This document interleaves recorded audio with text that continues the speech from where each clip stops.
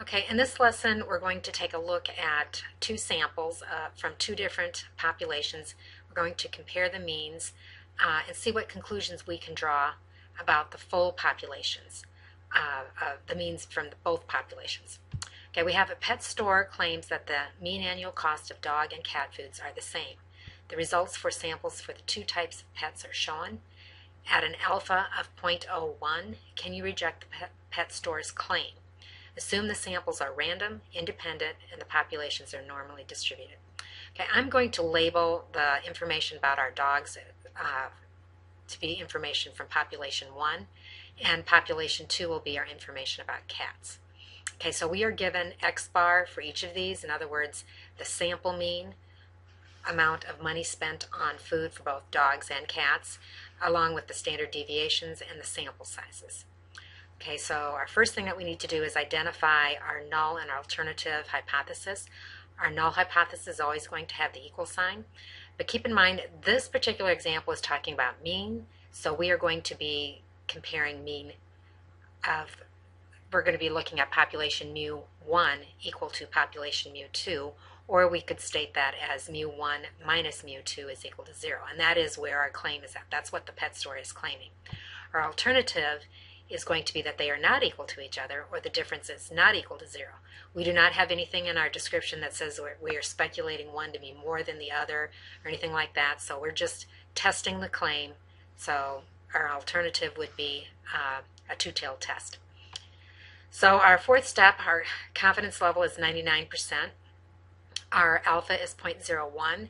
We have a two-tailed test, the fact that this is not equal to, and our degrees of freedom is going to be 8. Now if you remember, to find the degree of freedom when we're looking at two different populations, you need to identify the sample size of the smaller population. So in this case, N2, our cats, is our smaller population of 9. So we take one less than 9 for that smaller population, we end up with a degree of freedom of 8. Our critical value that correlates with that is plus or minus 3.355. Now I need to show you where I found that. I went to table, our t-square table, and keep in mind that in this table our first row is looking at two-tailed probability, our second row is looking at one-tailed probability. Down the first column and the last column in this table we have our degrees of freedom, and remember the body of the table is rounded off t-scores for these specific alphas.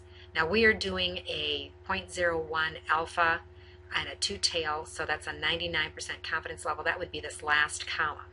And we need to follow down. Our degree of freedom was 8, and we follow that over to see where that row and that column intersect.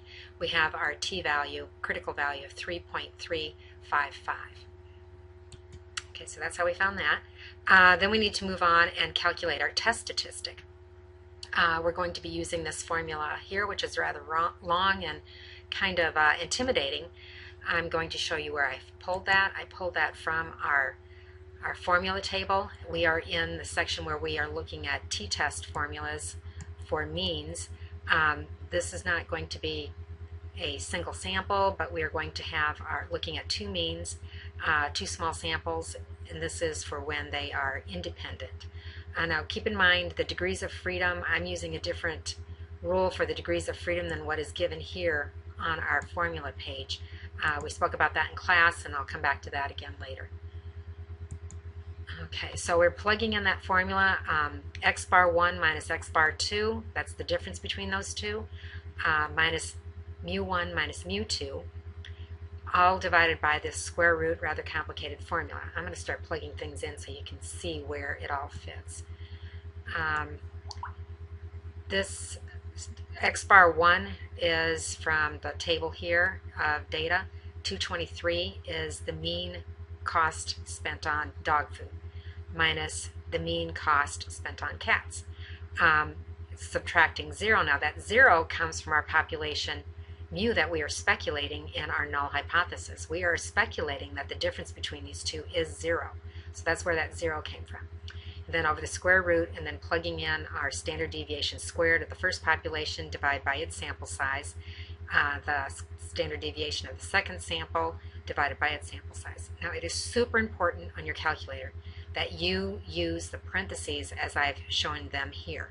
You need to make sure that you find the difference in the numerator in a parentheses before you start to divide, because you need to communicate the calculator to find that difference first. Then once you hit divide and then your square root sign, you need to create another set of parentheses so that you're telling the calculator to calculate this quotient, and then another set of parentheses to calculate this quotient before they take the sum and the eventual square root. So there's a lot of order of operation stuff going on here, and it's all bound to our parentheses. But we come up with a test statistic of 2.21. Now we have three methods that we can use. I encourage you to do always critical method and p-value method, one or the other, and then also check to use the confidence interval to see if it jives and makes sense. But all three of these should provide you the same outcomes. So in our critical method, we need to identify the critical value, which was plus and minus the 3.355, and I've identified those and identified the rejection zone by shading, and then I plotted my test score, or my test statistic. And we can see that that test statistic falls in the usual range. It's not in the rejection zone. When I'm calculating the p-value, now this is the tricky part. If you don't have StatCrunch, you can speculate where the test statistic is. The test statistic is associated with a p-value between 0.05 and 0.01 on the t-table. I can show you what I did there. When I open up the t-table, I'm going back to row 8. And I want to see where can I find 2.21. That in row 8, that's going to fall in this between my second and third columns. And when I follow those up to the two-tail probability, that is between 0.05 and 0.11. So I know the probability associated with that 2.21, I think it was, test statistic should be somewhere in that range, which is clearly greater than 0.01. So going back to that, that's the reasoning there.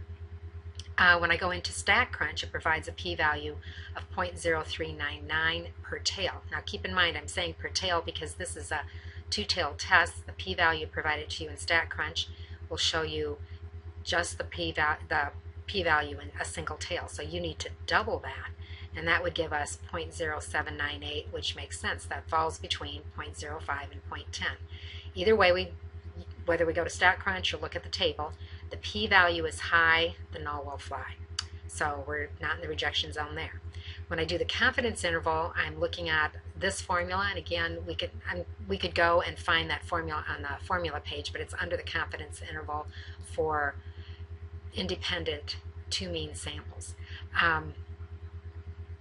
We find the difference, which we use that here, and then we are going to multiply by our critical value, or subtract plus or minus our critical value, which is this negative plus 3.355, and then the square root is everything that we calculated down here.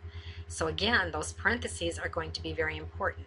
I didn't calculate that all out, but we have 35 plus or minus 53.1, which gives us a lower range, lower limit of negative 18.1 and an upper limit of 88.1. So 0 is in that interval. So the difference really could be 0. So the difference between the amount spent on dogs and cats falls somewhere in this range, and since 0 is in that range, we can't possibly reject the null hypothesis that is stating that that difference could possibly be 0. So all of these are going to support the same decision. We will fail to reject the null hypothesis. There is evidence to support the claim that the mean annual cost of the dog and cat foods are the same. I'm using this phrase, there is evidence to support the claim, because the claim was our null hypothesis, so we can't reject the null hypothesis. Okay, I want to open StatCrunch and show you how this plays out in StatCrunch. I guess I will do that before I come to my final note. So when I open up StatCrunch, I've already put in my sample mean, sample standard deviation, and sample size for my first and my second sample. Dogs was the first, cats was the second. I'm doing a hypothesis test. My null is that the difference is not equal to 0. 0 is defaulted. Everything works out fine. So when I hit compute, I end up getting this information. We find that we have a t-stat of 2.21. We have our p-value of 0.0399. Now I want to point out, this is really unique, and this took me a little while to note this.